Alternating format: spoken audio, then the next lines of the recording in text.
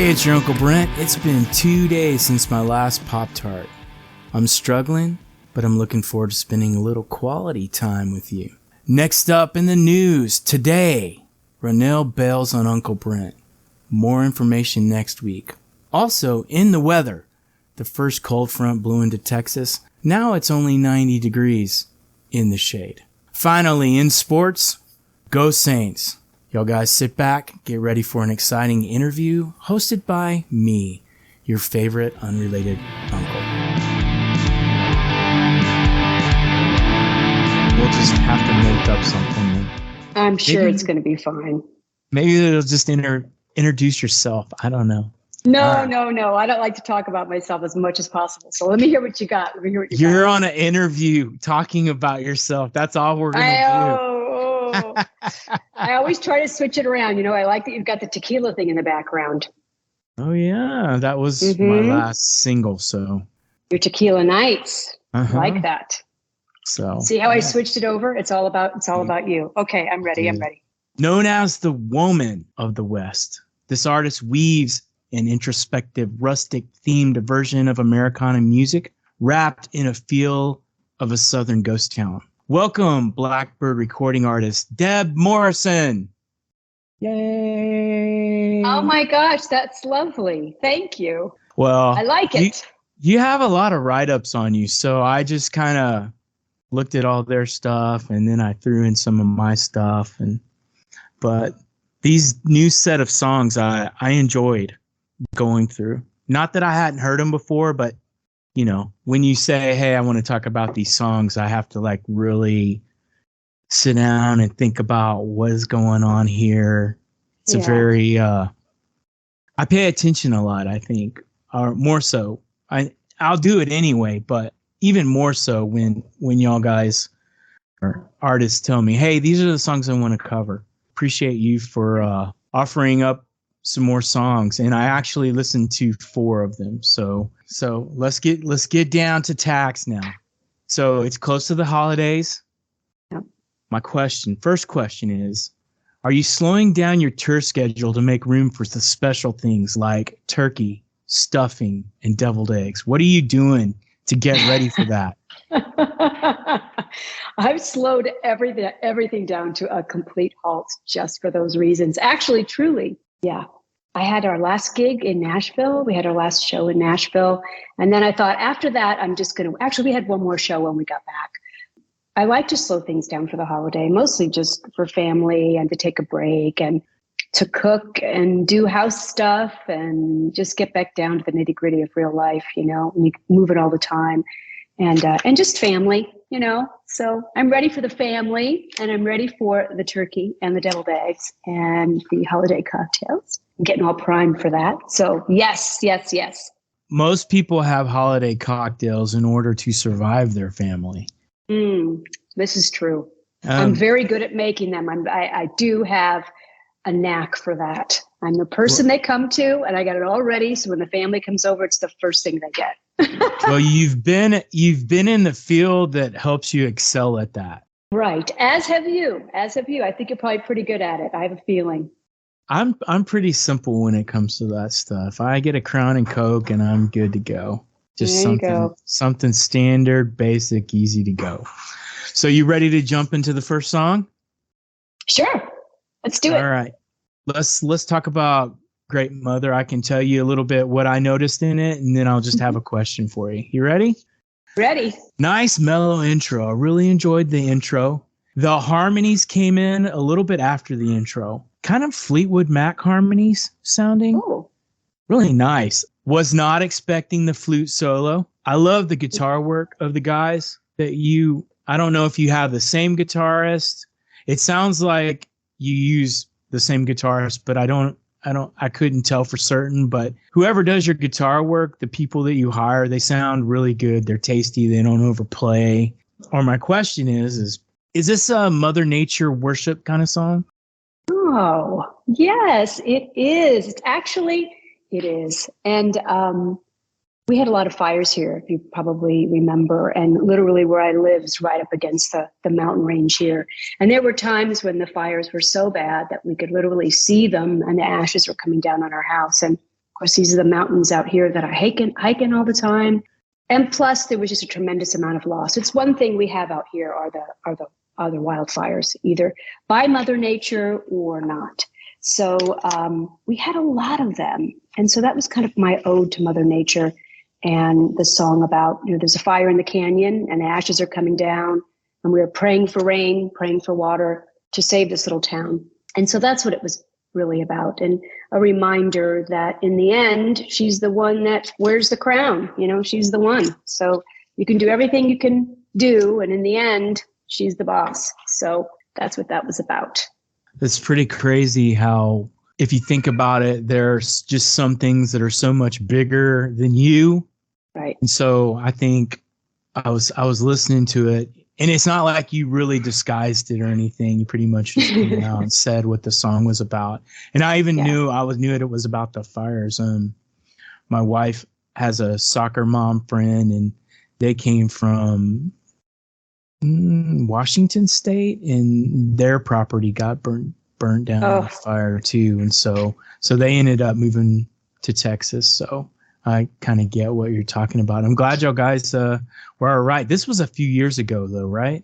It was years ago. And we have them frequently. And a friend of mine in Northern California, they lost everything. They lost their entire home and everything, and barely got out of there alive. So I always think about that kind of thing. So it's kind of an ode to all of that, a reminder of, of all the fires that we have here, and just Mother Nature's strength, whether it's fires or not, So I didn't disguise it. I just said it. You just came out and said it. The only thing that you was really like super surprising was the flute solo. That was a flute, right? Right. It was a flute. And, we recorded that during the pandemic when it was just a few of us in the studio there. So not our normal kind of situation. We were just kind of playing what we feel. And one of my best girlfriends, she has a beautiful voice, and she's a flautist.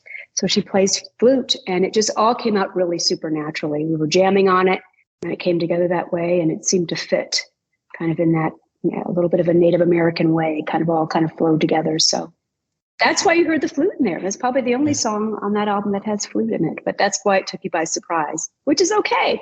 I think it is. And I remember, because I listened to the whole album before in the past and some of your other stuff. It's just, I wasn't expecting it, even though I have heard this song before, but the flute kind of makes it more earthy. Yes. I think, more it does. down to earth and nature kind of thing. Good. Well, that was the point. So I'm glad.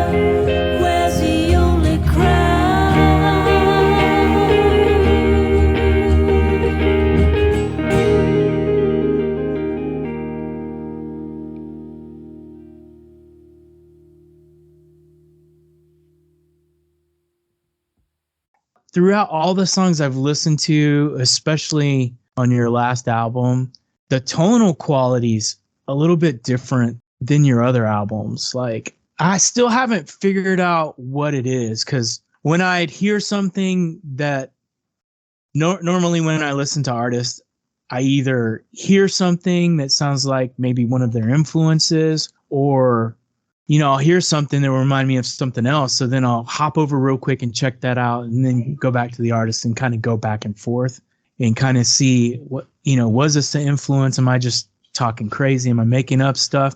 With your latest album, but you're working on a new one, but your latest album, the one you released recently, I've been able to hop back, reference different artists and different music and stuff. And the quality of the music in this last album was really good. I really like it. And it stands up to the other stuff. Like when I jumped into Fleetwood Mac and listened to their vocals to see if your vocals were like them, do nerd stuff, I love nerd stuff. I was like, well, the sound of this just stands up next to that in some ways. And sometimes in some of the songs, it's even better than the other artists I was looking up. Thank you for taking the time. Thank you for taking the time to listen and get nerdy on it. It's really cool that you take the time to listen. And I really appreciate what you're doing. I appreciate that you take the time to interview artists and to support them. And I know it's a lot of work to do all that stuff you're doing. So it's really cool. Keep doing what you're doing. Helps the community, helps independent artists. It's all good stuff. Yeah, we Ronell and I both, we love our people. Because y'all are our people. And so, I know for myself, even if I wasn't a musician, I would be listening to music stuff. And even when I stopped playing for a while there, I just was always having music on, always listening for what's there, and I bet you do that too, but it's probably how can I get more badass than what I already am? That's probably why you do it. I actually love, well, of course I love music, but I really love supporting artists. And I started an Americana Music Nights here years ago, which is now turned into other different shows where I love finding new artists. I love finding and giving them a platform to play and to support them and push them. And I started doing the Prickly Pear thing a while back. And I really love doing that and creating a community out here, it's hard in a city like this, as you probably know.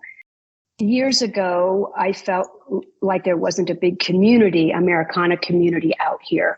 I wasn't part of it. And I felt like there needed to be some sort of a platform for artists to play at different locations as opposed to maybe the same place.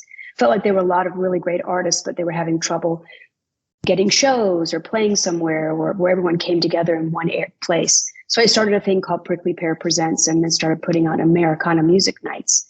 And that grew, and it was so satisfying because nobody knew anything about me. I could just stand back there in the back of the room with the sound guy and put all these people on this show. And it was like this invisible kind of character. And I could watch this room fill with people and kind of, had a great joy come from bringing everybody together and having a music community where people could support each other and hang out. And so that continues. So I understand that. I love music and I love playing music, but I love that aspect of it also. And finding cool new people no one's ever heard about and giving them a shot or a chance to play a show or a gig or a night. So I like doing that. Continue to do that when I'm done with all this, I'll just keep on making shows as opposed to, playing them eventually. I don't know if you're ever going to be able to retire. You're like a big gun. You're like, no. Yeah, you are. I'm a little fish. I'm just doing my thing and trying to get joy out of it myself. That's all you can really do. There's not a lot of money in the music business. And not that I'm doing it to make money, but it's the longevity is short and I just do it for the joy of doing it. And, I like to create. So I'm just going to keep doing that as long as I can keep my feet in, I mean, you've been playing for a long time, so I don't think that you're ever going to stop. You'll be with your... Knock on wood. Yeah, I think you're going to keep going. So So you want to go into Salton Sea? So this one was dark and mournful, which I like, with that Americana feel to it. Smoky vocals with great use of your vocal range. So in this one, you're going really low and then you're going really high, or what I consider to be low and high. Because I was listening to some of your vocal lines and I was like, I don't even know if I can sing that low. It's like, holy cow. And then It's a smoky place. You have a great range. And I just think this song like really allows you to show it off, you know, because you start out lower and then by the end you're doing these, you've really opened up your voice and you're really just letting it go and really belting out the notes and stuff. The other thing I really like, as always, the guitar work. This song kind of gave me the feel of kind of two artists. One was Wicked Games by Chris Isaak, and the other one was Bad Things by Jace Everett. And I figured I had to listen to it a few times. I think it was the guitar work specifically on this one, and it's not the notes being played or the chord progressions, but the tone of the guitar itself. This one also, right at the beginning, you catch everyone off guard because this song has like, I love the whole first verse. And I was just like, wow, this is good. Oh my God, it's still going. Oh my God, there's more words. So I like Daddy Just Died and My Lover Left Me for Dallas, Wallet's Gone Dry, and Baby I Gotta Have It. And it goes on and on for there. But what a great beginning, if you know, to really set up the story of the whole song. My question goes back to, I was talking about the great use of your vocal range in this song. How do you get those vocal melody lines? Where do you go to figure out, okay, here I need to sing an alto level, and then this other part, I'm going to really open it up and get into my higher registers. How do you do that? I don't know. I never really thought about it that way. I truly do I feel like when I'm singing or coming up with melody lines, it's just coming from the place of telling the story with my voice, I guess, you know, and sometimes it feels like it needs to go to that next place, you know, it needs to start low and dark and smoky. And then it needs to grow to that other place where it gets a little interesting towards the end, where I can actually use those little quivers and things. Because I like it to feel a little bit, you know, sometimes a little David Lynchy or feel like the place I'm singing about. Feel like that when I'm singing and I'm utilizing my voice, I'm trying to make the visual of that come out in the sound. So starts out low and smoky because that's kind of that sad part. Daddy Just Died. My Lover Left Me for Dallas. True story. While It's Gone. I didn't want it to be also as dark then because I didn't want it to end on it being so dark. So in the video, I was like, I don't want this to look like it's the end because really it's the beginning of something new. So I wanted to lift it up a little bit by going to that next place with my vocals, going to a higher spot. I guess, does that make any sense? No, it does. It does. I saw the video too. And it was an interesting video. Did you put the video together? Did you get the actors that were involved? How did that whole thing happen? Was that like your idea of how the video should be, or were you like sitting in a bar room, shooting pool, drinking beer, and you're like, hey, what about this? And someone else throws something else out. How did that whole thing come about, the video of the song? Well, luckily, my partner in crime at Rockton Road, we shoot a lot of videos and do a lot of stuff, and that's my other passion. So I came up with the concept and the idea and put a storyboard together. And I said, let's get your red camera and go out to the Salton Sea and shoot it. And he's a cinematographer. So we work really well together on lots of projects. And so we made a road trip like we did with the North Fork. And we just get on the road and start to shoot. And that's my daughter in the video. So I convinced her to go out there to the Salton Sea, which is a quite a long drive. I want to say it took us like 3.5 hours to get out there. And it really is straight out of a David Lynch film. I mean, it feels like feels like the end of the world a little bit. It feels like a broken heart to me. That's what the Salton Sea feels like to me. It visually looks like a broken heart. And I thought, oh God, I really always wanted to shoot out there. It's a place where a lot of filmmakers will go to shoot stuff. It's very surreal. all the white beaches that you see in it are all crushed fish bones. It's not sand. So it's like, oh, so my daughter was like, please, just you have to step in the water. She's like, oh, Mom, I don't want to step in the water. I go, you've got to step in the water. So it was an adventure doing it. And she was a trooper. But yeah, part of that whole thing was making the video, which is another thing I love to do. So I like wrapping it all up in a visual package there. And that was a really fun one to make. So even though it's dark and everything, it was a really great adventure to go out there and make it, you know?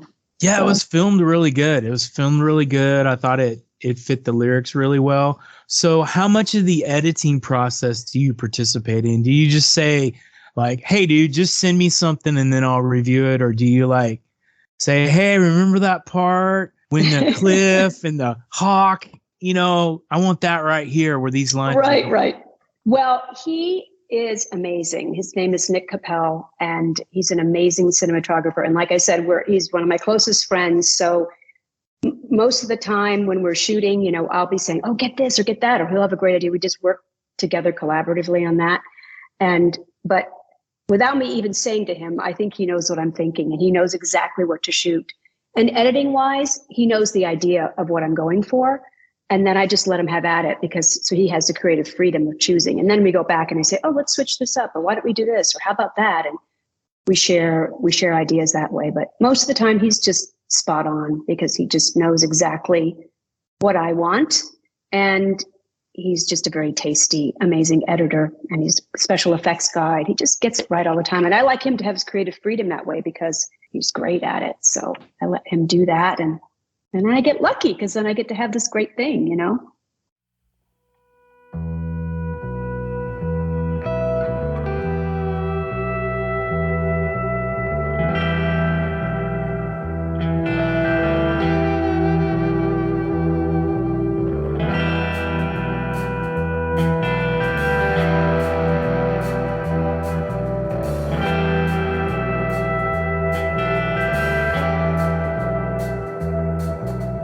Daddy just died and my lover left me for Dallas. Water's gone dry and baby, I gotta have it. Heart as dead as a salted sea.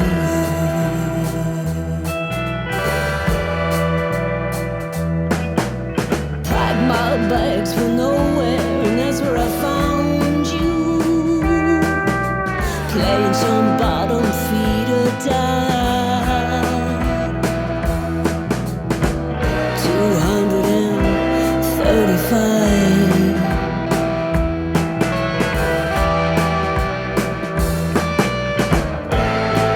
You're a tall drink of water.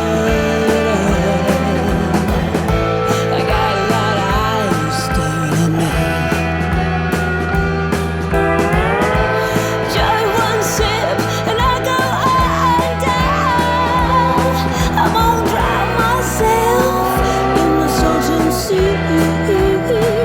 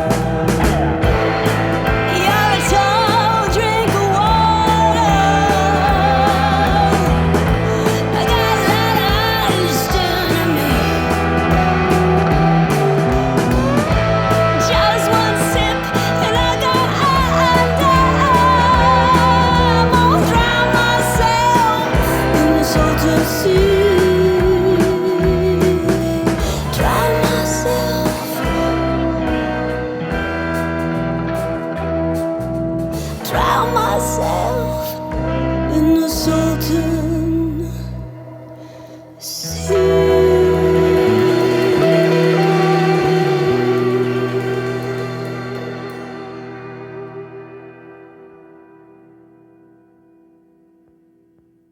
Yeah. So that was your daughter. That's pretty cool. What's that like to, because I think we talked the last time and she is not a musician, correct? She dabbled a little bit, and she's actually great, but she's not really interested in it. I think, when it's what your parents do, you don't want to do anything your parents do. But she was in a band called the Florida Mistakes, which was so good. And my husband and I were like, you've got to keep going. What do you mean you want to go to college? You've got to keep up with this. They were so good. That just wasn't her thing in the end. She switched over and she goes, listen, I want to go to college and I don't want to do this music thing. She is really a talented young woman. And we had a great time watching her grow and blossom through that. And then we had a great time watching her do something else, So, but our kids want nothing to do with music. You know what? I think we did it right. It was like the ab fab thing where the parents are so crazy that the kids want nothing to do with it at all. And I think I worked that one right, Well, it could be because you're such a big star and it would be so hard to eclipse you that they're just like, you know what? Mom is such a great musician, songwriter, video director. You know what? I am not going to do that to myself. I'm just going to go over here and. You are hysterical for saying that. And it's the sweetest thing anyone's ever said. It's just so not true. But, I'm happy that the kids have gone on to do something else. If it was what their passion was, I would of course support whatever their passion is. This just so happened to be, what we do. And you think somehow your kids are going to turn out like you, somehow picking up some of it. My daughter's a very creative person, but just in a different way, But it's funny how your kids are really their own separate things. They have their own personalities and their own souls. And somehow you feel like, you raise them the best that you can. And sometimes you think, wow, they're so different than I am in other ways, or they're not interested at all. Or, oh, they're a math whiz. And where did that come from? It's amazing to watch them grow into who they are, so I'm proud of them, but they're not interested they love music, but they're not interested in actually making it. Well, this works right into the next song we were going to talk about, One More Thing. So I listened to this song. The transitions have a go to church gospel feel to it, which I liked. And then your vocals will just kind of allow for that stuff anyway. Not the prim and proper, but the more rustic or Americana gospel music. Not so much bluegrass, but your voice allows that to happen. And then what you do with the backing vocals, it sounds like you have a choir singing behind you sometimes because of what you have going on. Nice guitar work. And then y'all guys did what I love is when you use strings and they share the melody with the guitar, or like this one, it was really kind of I think there were 2 or 3 guitars playing and then you had the strings and one guitar was doing the rhythm. One was doing like almost a rhythm solo thing. And then the strings would play around with that. And I thought that was just really cool. That would be something like I would try to do, not as well, of course, but something that I would try to do, kind of go for. So I thought that was really awesome. This song is a nod to the kids taking flight. They grow up, they leave, and we're left to clean up their damn mess. Pretty much. So my question about this song is a little bit different than some of the other ones, and this is probably more personal. What moment with your kids do you keep close to your heart and draw strength from?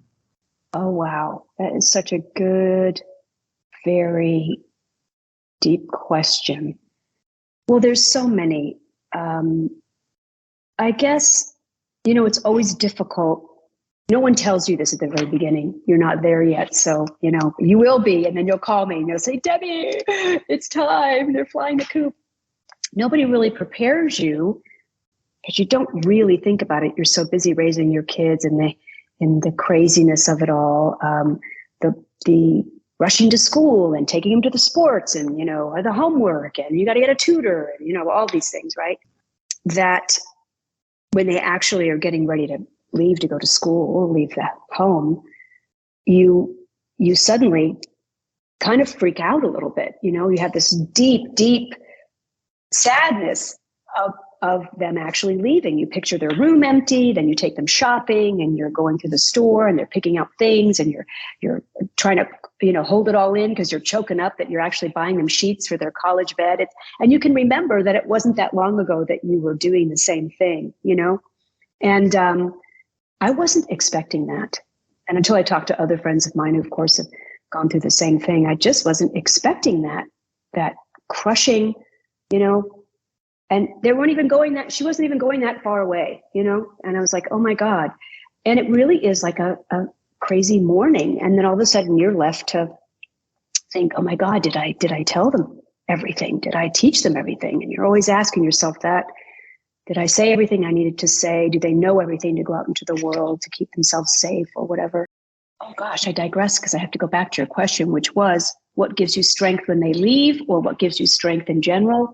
Is there a moment? I mean, I'm sure you said there are many, but is there just one of the moments with your kids that you keep close to your heart that you use to draw strength from? Well, I think the moments would be when they made good decisions, or they came out of something and had the strength to overcome something or to get through something, or they had a success in something that they were thinking about or they were trying to do, but they weren't sure if they were going to make the team or whatever. I think we as parents, or at least I felt like I would draw strength from watching them grow and have an achievement of some sort that took them to the next place, because that always made me feel like, oh, they're going to be okay. They've got that inner fire to overcome or get through something, and I think that would give me strength, As far as strength is actually when they left the house, the only thing that gave me strength then is when they would call me and say, and they would communicate with me, because that stops for a while. And I'm sure you remember probably when you left home, your parents would always say, make sure you call your parents. You have to call them, text them, call them, anything. After they leave home, that's what gives you the strength, is when they communicate with you. And that's like pulling teeth, That's funny. Oh, well, I have 5 kids. So my oldest is like 28 or something. Oh, so you've actually done that already. Yeah. Oh, I didn't know that. I thought you still have youngins. I do have young ones. I have a 7-year-old and almost a 2-year-old. So I'm all over the place pretty much. But my oldest one, it was interesting. Just to see him go out and do stuff is pretty cool.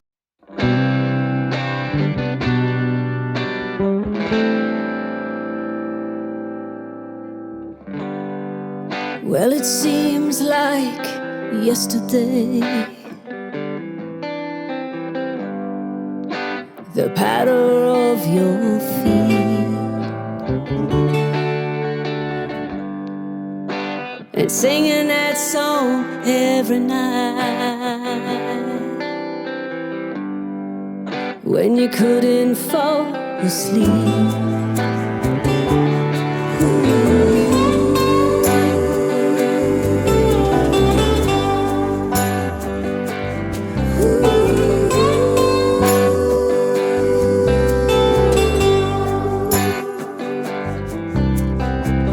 Now your tree is grown and it's filling the yard. And look at you driving my old car. And as you head down the driveway just like that, all I can think about is when you're coming back. say just one more thing before you head into everything.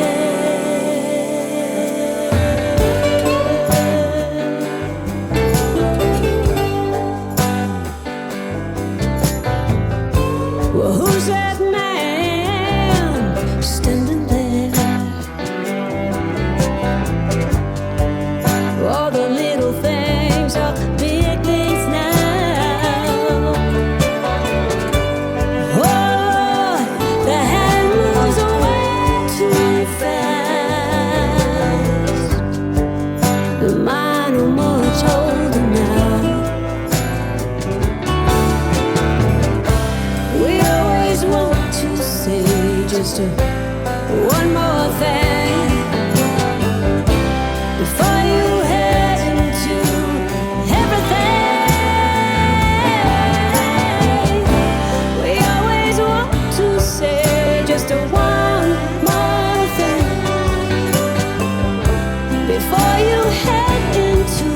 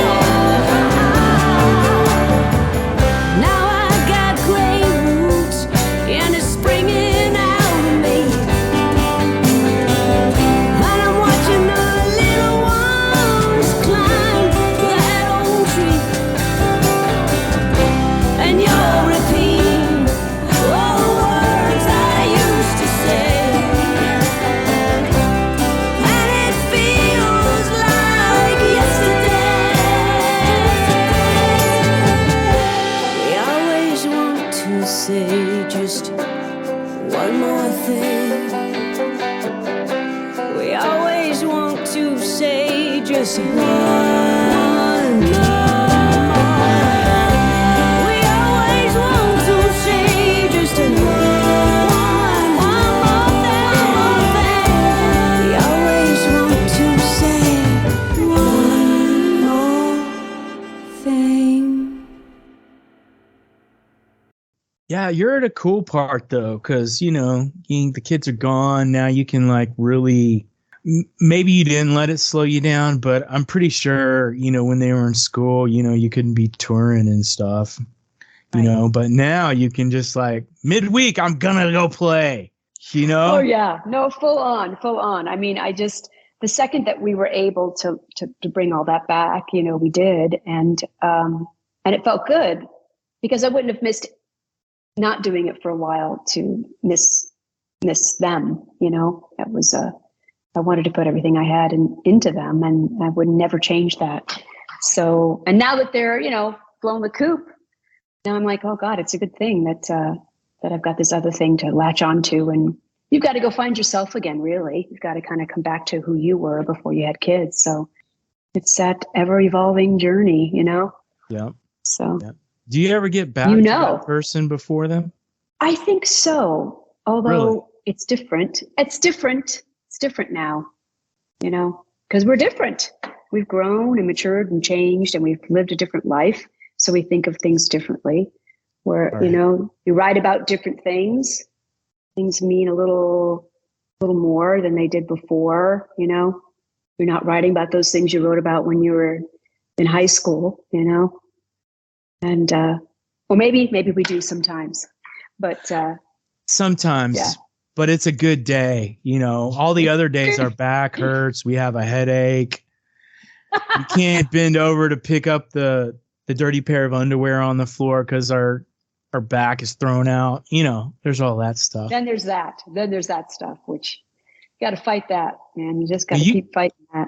You just write songs about it. You just embrace that. You could write songs about that. You've got your tequila songs, tequila night songs. I love that. I love all of those. Have you actually listened to those songs? Yes, I have. Seriously. Seriously, you want to ask me which ones are my favorite? If you know, I don't. do know. I have never asked anybody this, but go ahead, tell me what. Well, I'm going to tell you. I really like the Malibu song. Yeah, that was a fun song. That was a like that song. Three-way. That was a three-way song. Three-way. Oh, was it? Well, it's a good one. I like it, and I like the Best of Me song. It's another good one. How did you find that one? I listened. I pulled that one off of everything but YouTube. I found it. Well, I listened to it. That was like my first like real song that I thought had substance and depth, and because normally, you know, it's the Garden Gnome and nothing else. You know what I'm saying? And I love those. I love like the My Name's Not Dick. That's so funny. I mean, obviously, you've got a great sense of humor, and you can hear all that humor through a lot of those songs. You know, and the Tequila song, the Tequila Nights. That's funny too. Yeah. And I like tequila, so there's that one. I do too. It's fun. It, you know, just add it in a few people, and you've got a good time. And you've got a good time. Exactly. And if it's not a good time, just add more. Just add more. That's right. Exactly. I get it. It'll either get better or you'll pass out, one or the other. Something's going to happen. So, wow, that's pretty cool. Thank you for going and listening to my stuff. I think that's very, very kind. Yeah, no, absolutely. It's fun. I like to listen, and it says a lot about a person and your personality to listen to those fun songs. You know, I don't know if any of those would be that good without the co-writers, because the Tequila Night song, I have like 3 tequila songs. I kind of make a joke at the shows, like their bookends, where I've just written my final tequila song. I wanted a tequila trilogy. So I've written the final one, and now I'm working it out with the drummer, all the changes and stuff. But so that one's gonna be kind of like, so Salt and Lime is like the first, like before you go out. Right. You know, and you have all these big plans of scoring and meeting chicks and all that stuff, falling in love, maybe getting an STD. I don't know. And then, you know, Tequila Nights is the next day. So this last one is going to be in the middle. So I'm trying to create my set where this, you know, this is the tequila session of our set, and kind of talk about the songs in that. But I forgot. You got the opener, you've got the peak, and then you've got the on the other side. Maybe the Tequila Hangover will be your next song. Yeah. No, I think I'm retiring. Trilogy's enough for tequila. How do people react to you when you're up on stage? Like, I have not seen you like in person live. So and I haven't seen a lot of people live, right? So I kind of wonder, like, after talking to you, I'll kind of wonder, you know, what's a show with her or him like? What happens? Because to do what you do, you have, your band is named after you. You're on a record label. You play bass. I mean, you're all these things that shove you out there. But there are parts of your personality that are like the opposite of that. So how do you manage those competing personality traits? How do you manage that? It's challenging for me, actually. I think it's gotten better, but I think I really love writing music. I really love playing music. I really love my band. I've got an amazing band. They're my friends. We hang out. We play for hours. I've gotten a lot better at the shows, but at first it was challenging for me because, you know, being a bass player and singing backup, I could be that person over on the side. But being out front, and I think truly I love being a songwriter, and I probably always have been, but I never had the courage to just be up front like that because I didn't want to get up there and feel like I was putting on a show, so to speak, you know? So that was that was my Achilles heel. That was my thing. They say, whoever they are, to, if it scares you, is even more reason to do it. So I just eventually got used to getting up there and not caring. I really just kind of tuned in and keyed into the music and to my players, and kind of shut out everybody. But I would notice, I would see people out there. But the second I start to look around, I was like, oh God, they're looking at me. No. I always have a hat on, I always would like to. And then eventually I stopped caring so much about that, and stopped caring about that, and just thought I was going to get up there and play and feel the music. And so now I've gotten to that place where I can actually do that. And I joke around, and I have such amazing bandmates, and we have a great time. So I just look over at them and we laugh and we have a good time. I just try to remember to introduce people, but I when I see people out in the audience and we'll talk, but I'm not like a super jokester. It probably comes very naturally to you, but I'm just decided I just have to be myself, because that's what it is. And, but I have a good time now, and I have fun. And I think people can feel the energy from our band, because we are all good friends and we have a great time together. So I think that translates when we're playing. But as long as I'm playing the music now, that's good. But I don't chit chat a whole lot, It's a lot easier now, and I'm having a blast doing it, but it was challenging at first. And now I can have a lot more fun doing it. I got over my fears. And tequila helps with that. I did hear that out of it, where everything. Well, tequila does help with that, and everybody knows that that's what I drink. So I just can't drink too much of it. I have to keep it on an even keel. But that really does help for me to have that first shot before I go on, and it loosens me up a little bit.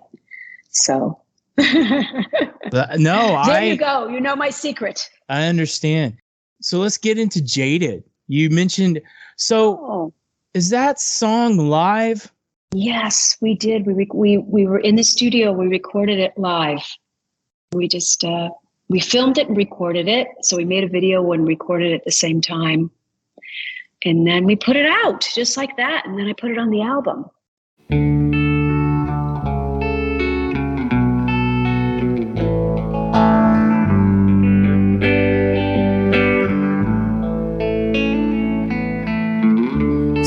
By your old place yesterday, saw your mom in her house coat, and we talked about the younger days.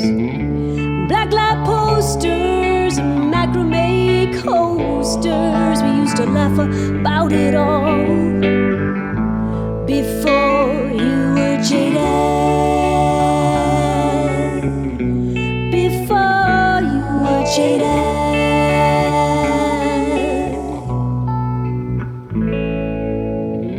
You beat up Nova, still sitting in the yard. You swore one day we'd drive away in that car. Slow ride and rambling man, blaring on the radio, so many years ago. Before you were jaded. Before you were jaded. Before you were jaded.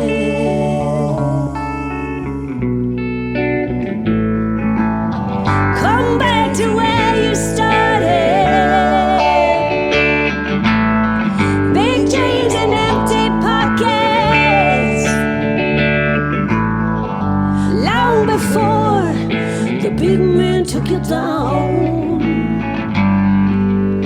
Come back around before you were jaded. Before you were jaded. Before you were jaded.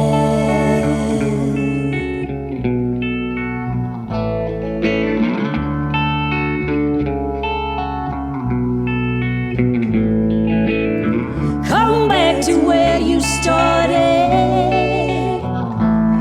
before the big man took you down. Before your tired eyes and plastic sick smile before the big man took it down. Before you were jaded.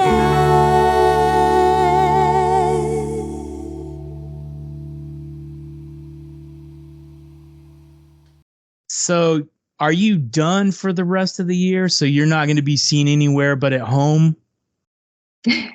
With my deviled eggs. I don't have any more shows, but I'm in the process of writing the new album. So, and I'm so excited because now I get to just write. I'm free of all the other stuff, having to do a lot of the social media stuff and all those things. So I decided I wasn't gonna do any shows till February. February I've got a show. And I think probably something will come up in January. But between now and then, I'm trying to see if I can finish that album up. And I'm super excited to be having that free time to work on it and have nothing else to think about, because I really enjoy that process. So I've got nothing going on as far as live shows are concerned. I'm having a huge holiday party over here, which will be a holiday jam. So that'll be good. That'll be fun. But there's no pressure for that other than to provide alcoholic beverages, which I'm good at, and some food, which, Are you going to play, or are you just going to hang out and watch people? Watch people. Both. Basically, we have a whole studio over here. Our whole living room is all a big place to play. So everybody comes over with their instruments and plugs in, and we'll have just probably 6 hours of hopefully the police not showing up. It'll be just a jam night of everybody coming in and putting some time in. So I'm sure I'll play that night, but it's fun to do both, right? Where can we find you online, since we are not not all of us can show up to your house party? Just over all the socials and all the, DebMorrisonMusic.com, Deb Morrison Music on Instagram, on Facebook, on Spotify, on Amazon, on all the streaming platforms. I'm around in there. Just got to put in Deb Morrison, and thank you for listening and asking. Thank you for that. One final question. So you're working on the new album. Mm-hmm. It's supposed to be completed in January, the writing of it, correct? Probably in February or March. I'm hoping it's going to be done. So let's say Deb Morrison is going through a songwriter's block. Let's talk about how you got through that, and then what you would recommend up and coming songwriters do to get over their writer's block. Well, I get those often. I guess we all do, right? I would say the biggest thing that I do when I really get stuck on something is to leave it alone.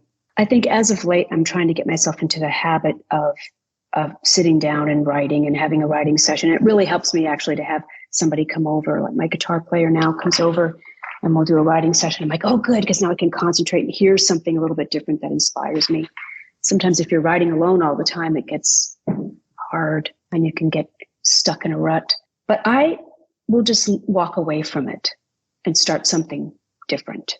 So if I'm really stuck on something, I leave it and maybe start to work a little bit on something else. Or I get a lot of inspiration if I'm listening and say hiking or going for a run or something like that. Just being out in nature, and I can try to listen to it from a fresh perspective, but I'll leave it alone for a little bit and then come back fresh.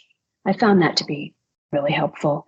I also feel like sometimes we get really busy in our lives, and there can be distractions. I find that that's my biggest roadblock is I'm distracted by other things that are going on. So I can't fully focus on it and put my head into it.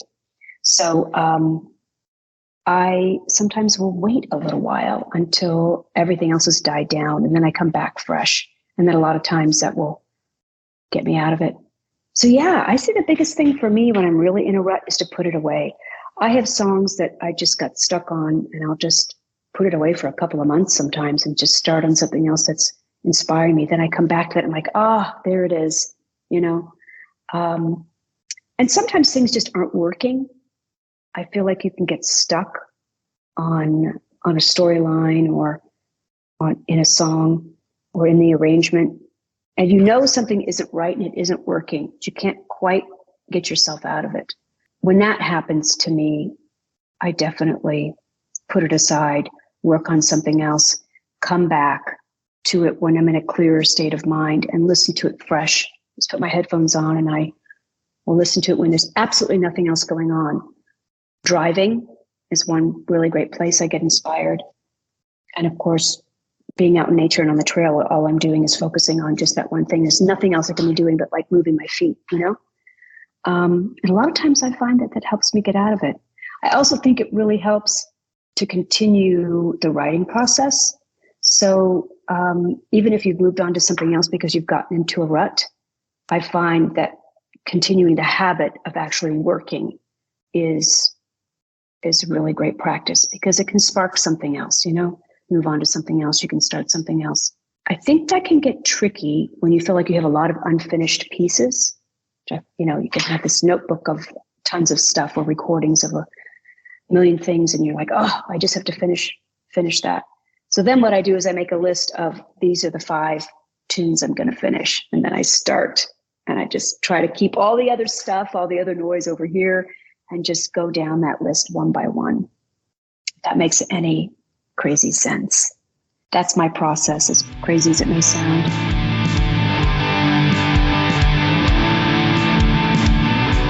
Well, it's over, guys, and you are very pleased. So let someone know by sharing the podcast with people you like, hate, or feel general indifference toward, because it really doesn't matter. We just need you to share us, all right? Also, like, follow, and subscribe. That is fantastic if you would help us with that. Also, please send DMs and emails of praise or hate to Renell. Last but not least, remember to make some noise.